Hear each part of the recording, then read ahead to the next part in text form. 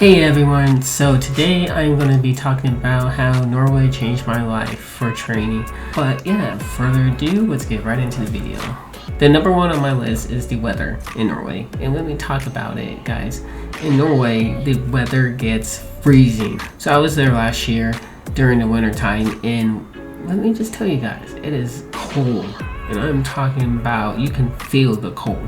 The weather was like 16 to 20 degrees, as the highest being 20 and 16 being the lowest. And when you walk outside, you can feel it if you're not wearing at least 4 layers of pants and shirts. You only have like 2 to 4 hours maybe of sunlight. I'll play the video part now and stuff, but when you look at it, you would think it's like sunset. Whatever light you have left, you had to use it. So yeah, that's my number one, is the weather. My number 2 is the food in Norway. So the food out there, it's a lot of fish and there's a lot of soy burger. I'm gonna get into that very later on in the video. The food ingredients out in Norway, it's limited, and so therefore you don't have many options on what you want to cook, what you want to make, stuff like that.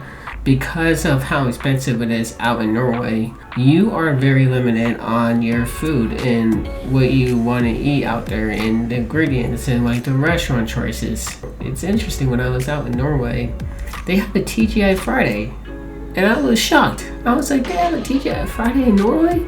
I ordered a cheeseburger out there at the TGI Fridays, and when the food came, the ingredients they use in the burger, it's very much, I want to say it's like almost soybean maybe, but because it had a salty smell and taste to it. I tried one of their candies too. It was pretty good. It's called this, I can't pronounce it. It starts with a K. It's a very long name. And my third one is the people out there in Norway.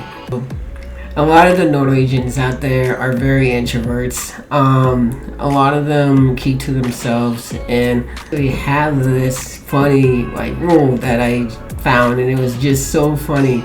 They like to keep to themselves, and they very much like that space. And I just thought that was just interesting out there. And when I was training out there, you can actually notice that they have their certain groups out in the gyms where they met each other somewhere, probably at school, or they probably met each other somehow in like some type of space. They don't really like to bring new people into their groups. And if you're a foreigner trying to make friends in Norway, so this brings me to number 4. So number 4 is the training in Norway was very interesting. The training in Norway was very interesting. The gym I was at, when you walk in, they have like these scanners, and when you are entering, you have to the left, you have like a crazy amount of workout machines. And when you go upstairs, that's where a lot of the training happens. And you have nice bags, you have a ring, you have there's a lot of punching bags, kicking bags. That brings me to number 5, the techniques. So the techniques in Norway is very different. If you don't know the Norwegian language, it's very difficult to understand what the coach is saying.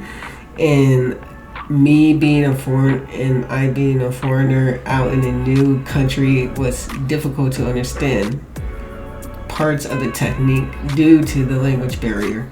And when I was out there, it was just different, just trying to understand what the coach was saying and trying to demonstrate to his students.